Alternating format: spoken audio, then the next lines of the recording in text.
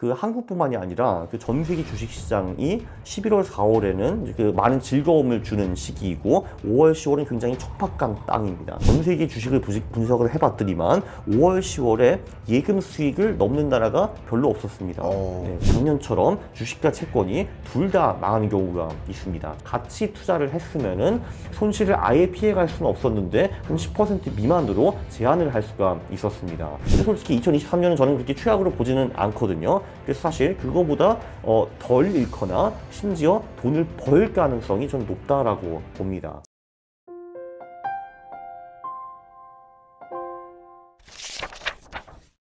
안녕하세요. 경제 읽어주는 남자 김광석입니다. 반갑습니다. 오늘의 토크쇼는 역시 책인싸, 책을 통해 핵인싸를 모셔서 인사이트를 들어보자. 오늘의 책인싸는 강환국 작가님입니다. 안녕하세요. 안녕하세요. 안녕하십니까. 네. 자, 우리 책인싸에 출연하시면 빠짐없이 가는 코너가 있습니다. 예. 예, 자기소개 삼행시거든요. 아, 자기소개 삼행시. 어떻게 네. 좀 준비되셨을까요? 아니, 저도 그래서 저는 이런 걸 잘 못하기 때문에 모르겠다. 챗GPT한테 물어보자 해가지고 물어봤고요. 챗GPT한테. 네, 그렇죠, 그렇죠. 네, 그래서 제가 이제 뭐라고 물어봤냐면은 자, 강환국을 찬양하는 삼행시를 짓되 각 문장이 강환국으로 시작해야 함. 강환국은 한국에서 유명한 작가, 유튜버, 콘텐츠 투자자임. 이 정도 해줘야지 얘가 좀 제대로 이제 그 답변을 하거든요. 왜냐면은 그냥 삼행시를 써줘 하면은 이게 강환국으로 시작해야 되는지 이해를 못 합니다. 그렇죠, 그래서 이제 했거든요. 제가 하겠습니다. 강철 같은 인내심으로 승부하는 작가와 투자자. 환한 미소로 유튜버로 세상을 밝게 비추며. 국내외 독자들의 마음을 사로잡는 강환국. 죽인다. 내가 죽인다. 저 사로잡혔어요, 이게. 자, 오늘 초대된 배경이 주식 투자 강환국이 묻고 GPT가 답하다. 네, 라는 책입니다. 네, 라는 책을 발간하셨고, 그래서 저는 이제 항상 이제 책인싸에서 이 책을 기획하고 또 집필하게 된 계기가 무엇인지 좀 듣고 싶습니다. GPT가 제가 알기로는 11월 말에 나온 걸로 알고 있는데요. 그 12월 말에 제가 이제 한 달 후쯤 제가 들어가서 질문을 하기 시작했습니다. 어떻게 하면 주식으로 돈을 벌 수 있는가라고 질문을 하니까 뭐 그 답변 중에서 첫 번째가 싸게 사서 비싸게 팔아라라는 말 해줬고요. 그리고 이제 두 번째는 뭐 배당을 재투자하거라. 또는 뭐 세 번째는 뭐 경제 상황을 잘 이용해가지고 뭐 돈을 벌거라 등등 몇 가지 답변을 해주더라고요. 그래서 좋았어. 그러면 어떻게 하면 싸게 사고 비싸게 파는가라고 질문을 하니까 첫 번째 가치 투자, 두 번째 성장주 투자, 뭐 세 번째 뭐 모멘텀 투자, 뭐 네 번째 그 매크로를 활용한 투자, 뭐 다섯 번째 퀀트 투자, 뭐 이런 식으로 쭉 적더라고요. 그래서 이거 좋네. 1번은 가치 투자니까. 사실 뭐 가치 투자라는 게 그러니까 제가 정의하기로도 이제 싼 거를 발굴해가지고 그때 사서 나중에 비싸지만 팔아라라는 거기 때문에 그 전제에 잘 어울린 것 같다라고 생각을 해서 그래? 네가 가치 투자에서 뭘 알겠니? 해가지고 질문을 막 하기 시작했는데 아는 게 상당히 많더라고요. 그래서 계속 물어봤는데 이게 보통 저도 그냥 GPT를 그냥 후진 챗봇으로 생각했거든요. 후진 챗봇이라는 거는 이제 그냥 A라는 거 물어보면은 답변을 해주고 B라는 걸 물어보면 다시 B 답변을 해주고 다시 C를 물어보면 다시 A의 답변이 돌아가고 이런 식으로 보통 많이 되거든요, 이게. 근데 이제 그렇게 하지 않고 이제 A를 물어보고 A에서 좀 더 깊게 A1을 물어보고 거기서 좀 더 깊게 A1을 물어보면은 점점 더 답변이 깊게 나오더라고요. 그래서 아니 이게 무엇인가? 얘가 가치 투자를 잘 안 해. 하고 계속 물어보다가 야, 이러면 그냥 한국 써도 되겠다 해가지고 쓴 게 이겁니다. 네. 자, 대단하십니다. 뭐 이런 표현을 해도 될지 모르지만 뭐 가끔 이렇게 친하게 이렇게 말씀드리는 사이니까 너무 날로 쓰신 거 아닌가요? 이게 근데 제가 보기에는 한 3년, 5년 지나면은 이런 말이 나올 겁니다. 야, 옛날에는 사람이 책을 처음부터 끝 직접 썼대. 이런 나올 거거든요. 그러니까 세상에 하면서 이제 그래서 몇 달, 몇 년 걸렸구만. 이런 식의 이게 나올 거거든요. 그렇네요. 그렇죠. 그러니까 마치 옛날에 제가 처음 그 커리어를 시작할 때 그 연구원에 딱 들어갔는데 이제 국책연구원이다 보니까 연배가 굉장히 많으신 분들부터 쫙 있었어요. 근데 그 옛날 그 연구원 분들이 뭐라고 하셨냐면 옛날에는 이 그래프를 자로 그렸대요. 모는 종이에. 직접 그렸다고요? 네, 모는 종이에 직접 그렸다. 그리고 어떤 데이터를 그 찾기 위해서 게더링하기 위해서 가야죠. 일본의 도쿄대학교 그 도서관에 가서 그 데이터를 게더링 해왔다. 그래가지고 그래프를 모는 종이에 직접 그렸고 그걸 보고서에 오려서 붙였다. 그렇게 얘기하시더라고요. 아날로그에서 디지털로 글 쓰는 방식도 바뀌었는데 네. 또 디지털에서 챗GPT 방식, 인공지능 방식으로 바뀔 수 있으니 먼 미래에는 또 가까운 미래일 수도 있겠죠. 책을 사람이 직접 썼어 하는 생각을 할 수도 있겠다. 너무 재밌는 그러니까 이게 사실 당연히 그러니까 사람이 어느 정도는 직접 써야 되긴 하는데 네. 사실 뭐 이런 거죠. 그럼 지금 이 세상에서 먹힐 만한 테마가 무엇인가 이런 거를 사람이 직접 좀 고민을 해야 되는데 네. 아마 그 고민하는 것도 AI가 좀 도와줄 겁니다. 예를 들면 그렇죠. 구글 서치 알아서 좀 해줘가지고 요즘 핫한 키 토픽 몇 개 내놔 하면은 이제 그걸 보고 사람이 결정은 해야겠죠. 네. 그 정도는 이제 해야 될 것 같고 그리고 이제 내용을 다 보고서 이제 마음에 안 들 수가 있잖아요. 이제 그거는 그러면은 추가 질문을 하든지 본인이 직접 쓰시든지 해가지고 네. 좀 이제 내용을 바꿔야 되는데 네. 이제 그거 말고는 제가 보기에는 특히 이제 비소설 분야 같은 경우에는 GPT가 많이 활용될 것 같습니다. 그렇죠. 그게 뭐 GPT가 되든 뭐 그 다음 버전 뭐 다른 AI가 되든 그것까지는 제가 모르겠는데 뭐 어쨌든 그런 걸 쓸 것 같아요. 구글도 뭐 나온다고 하니까요. 네. 자, 이제 좀 본격적인 이야기를 진행하기에 앞서 네. 3분 미니 강연을 좀 요청드릴까 합니다. 네. 자, 앞에 우리 구독자 여러분들을 짜잔. 뵈면서 네. 1억 투자해서 60억 만들 수 있다. 네. 미니 특강 예. 3분 부탁드립니다. 자, 여러분, 그러면은 1억을 60억으로 만드는 거는 언젠가는 됩니다. 자, 그러면 시간이 어느 정도 필요한가? 이런 거를 고민을 해봐야 되거든요. 자, 그러니까 이런 식으로 우리가 할 수가 있어요. 자, 72의 법칙이라는 것이 있습니다. 72를 복리로 나누면요, 내 자산이 더블 되는데, 그러니까 그 어느 정도 시간이 걸리나 그거를 측정할 수가 있거든요. 자, 근데 우리가 1억에서 60억을 하려면은 내 자산이 6번 더블이 되면은 됩니다. 2, 4, 8, 16, 20, 32, 64 그렇게 되거든요.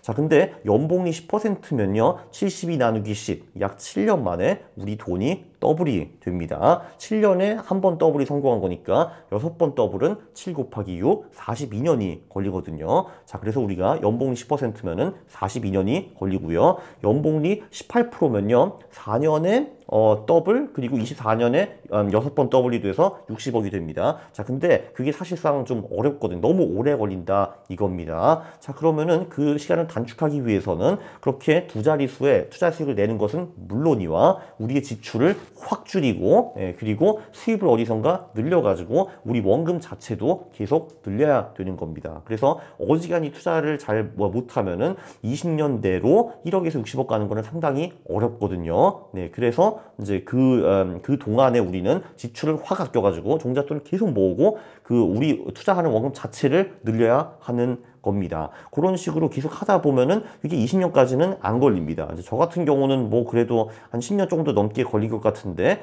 네, 그 세 개를 다 같이 하면은 지출을 줄이고 수입을 늘리고 그리고 투자를 두 자리 연봉리 수익 이상 내고 하면은 60억 도달하는 거 그렇게 어렵지는 않습니다. 자, 그럼 본격적으로 네. 1억 투자해서 60억 벌 수 있다라는 네. 그 마음가짐으로 네. 구체적인 토크를 진행해 예, 알겠습니다. 네. 우리 저자님께서 네. 계절로서 네. 또 달로서 투자를 하기도 하시잖아요. 네. 근데 23년 지금 5월입니다. 지금은 어떻게 투자하고 계신지 여쭙고 네. 싶습니다. 이제 기본적으로 한국뿐만이 아니라 전 세계 주식시장이 11월, 4월에는 이제 굉장히 우리한테 많은 즐거움을 주는 시기이고 5월, 10월은 굉장히 척박한 땅입니다. 정말 먹을 게 없어요, 이게. 네. 실제로 그런 논문들이 많은데 11월, 4월과 5월, 10월 수익을 분석한 논문들이 많은데 한 300년 동안 전 세계 주식을 분석을 해봤더니만 5월, 10월에 예금 수익을 넘는 나라가 별로 없었습니다. 네, 그래서 5월, 10월에 주식은 예금보다도 못하다. 근데 예금은 그래도 가만히 있으면은 돈을 따박따박 주긴 하는데 주식시장은 그것도 아니다. 변동성만 쓸데없이 큰데 평균 수익이 예금보다도 적더라. 이런 얘기가 나왔습니다. 한국 시장은 특히 그게 좀 심하고요. 네. 한국 시장 같은 경우는 한 최근 25년 동안에 우리가 11월, 4월에만 꾸준히 투자를 했으면은 네. 1억 원이 8억 원이 되었고, 네, 그리고 5월, 10월에 투자를 했으면은 커스피 같은 경우는 그 1억이 3천만 원이 되었고요. 네, 그 커스닥은 1억 원이 800만 원이 되었습니다. 네. 마이너스 92%. 네. 굉장히 척박한 땅이라는 거를 알 수 있습니다. 그래서 이제 저는 11월, 4월에 주식이 집중적으로 투자를 하고 5월, 10월에는 집중적으로 안 하는 편입니다. 그렇군요. 네. 그 계절을 구분해 놓고 그 계절에는 안 한다. 혹은 뭐 5월에는 안 한다. 이런 방식인 거네요. 그렇죠. 근데 이게 딱 들어보면 미신 같잖아요. 예. 근데 한번 해보시면은 예. 그게 잘 맞다라는 걸 알 수가 있고요. 네. 특히 올해 같은 경우는 너무 기가 막히게 잘 떨어져서 저도 좀 놀랐습니다. 왜냐면 이게 이 11월, 4월, 5월, 10월 전략이 당연히 매년 되는 거는 아니거든요. 네. 안 될 때도 분명히 있는데 올해는 도대체 왜 이렇게 잘 되지? 제가 이렇게 막 오히려 좀 당황을 하고 있습니다. 네. 그렇군요. 네. 그러면 5월에는 우리 강욱 작가님 유튜브 채널도 별로 조회를 안 할 수도 있겠네요, 사람들이. 그렇게 되면 안 되죠. 그러면 안 되잖아요. 네, 당연히 안 되죠. 그럼 어떻게 어떤 전략을 갖고? 제가 22만 채널을 망하게 할 수는 없지 않습니까? 그러니까요. 네, 그래서 그럼 결론은 뭐냐 하면은 자 5월, 10월 동안에 주식을 보유하고 그러니까 매수하고 보유하는 소위 바이 앤 홀드 전략은 좀 어려울 수 있다라는 것이 결국은 핵심입니다. 왜냐하면은 뭐 당연하죠. 5월, 10월이 척박하고 주식 시장이 안 좋은데 뭐 내가 뭐 주식을 열심히 해가지고 뭐 대단한 부귀영화를 누리기가 어렵다는 거죠. 특히 이제 매수 보유 전략으로 어렵다라는 건데 당연히 대안이 있습니다. 네, 대안이 있죠. 5월, 10월에는 사실 여러 가지 대안이 있는데요. 첫 번째는 가장 쉬운 거는 자산 배분 전략이 있습니다. 그렇죠. 자산 배분 전략은 별로 시간이 없고 그리고 이제 투자에 큰 신경을 쓰지 않고 싶으신 분들이 하기에 굉장히 적격이고요. 그렇죠. 이제 그 어떤 식으로 자산 배분을 하냐 하면은 이게 사실 경제는 저는 예측하기 굉장히 어렵다라고 봅니다. 그래서 예측을 피하기 위해서는 우리가 주식, 채권, 실물 자산 그리고 달러화를 통으로 다 같이 사는 겁니다. 이게 이렇게 하는 이유는 뭐냐 하면은 경제가 좋으면은 뭐 전반적으로 주식 같은 게 잘 나가겠지만 경제가 이제 굉장히 안 좋다 또는 뭐 진짜 경제가 굉장히 심화되게 안 좋아가지고 이제 아주 안 좋아졌다라고 하면은 연준이 가만히 있을 리는 없습니다. 그럼 돈을 풀게 되고 금리를 낮추게 되거든요. 그러면 주식은 그때 박살나겠지만 채권은 올라가게 됩니다. 이런 게 또 있거든요. 그렇지. 또 가끔은 작년처럼 주식과 채권이 둘 다 망하는 경우가 있습니다. 작년 같은 경우는 그 파울이라는 아저씨가 나와가지고 금리를 미친 듯이 올렸죠. 0.5%에서 5%로 올려가지고 채권은 당연히 박살나고 주식도 그걸 버티지 못하고 박살났습니다. 자, 근데 이럴 때는 근데 왜 금리를 올렸냐? 파월도 그냥 재미로 금리를 올린 것이 아니라 이제 인플레이션이 왔기 때문에 이제 물가 상승을 잡기 위해서 사실 뭐 어쩔 수 없이 올렸다라고 이제 볼 수가 있는데요. 그럴 때는 보통 뭐 실물 자산 이런 것들이 아무래도 좀 잘 나가게 됩니다. 왜냐하면은 물가가 오르는 큰 원인 중에 하나가 실물 자산의 상승이기 때문이죠. 그래서 그 하반기는 좀 그랬는데 상반기 같은 경우는 작년에 원자재 같은 게 굉장히 잘 나갔고 그리고 하반기부터는 금 같은 친구들도 꽤 잘 나가고 있습니다. 이런 거를 볼 수가 있고요. 그리고 이런 식으로 이제 막 금리가 올라가고 세계 경제가 별로 안 좋아지고 하면은 보통은 원화 가치가 좀 떨어지고 달러화가 강세를 보이는 경우가 꽤 자주 있었습니다. 작년에도 좀 그랬고요. 그래서 작년 같은 경우도 주식, 채권, 그 실물 자산 그리고 달러화에 같이 투자를 했으면은 손실을 아예 피해갈 수는 없었는데 한 10% 미만으로 제한을 할 수가 있었습니다. 근데 그거는 최악의 순간에 그랬다라는 거예요. 이런 자산 배분 전략들은 최악의 순간에 10% 정도를 잃는 거고요. 근데 솔직히 2023년은 저는 그렇게 최악으로 보지는 않거든요. 그래서 사실 그거보다 덜 잃거나 심지어 돈을 벌 가능성이 저는 높다라고 봅니다. 그러니까 23년 5월부터 10월까지 생 주식으로 들어가는 전략은 조금 이제 어려울 수가 있는데 자산 배분을 하는 거는 상당히 괜찮을 수 있다라는 말씀을 해드리고 싶죠. 아, 그렇군요. 네. 자, 그러면은 이제 좀 본격적인 대화를 좀 나눠보고 싶은 생각이 더 드는데요. 네. 이제 5월이 있고 6월이 있고 계속 이제 우리가 23년 한 해를 살아가잖아요. 네. 그러면 이제 5월, 6월, 7월 요 정도만. 네.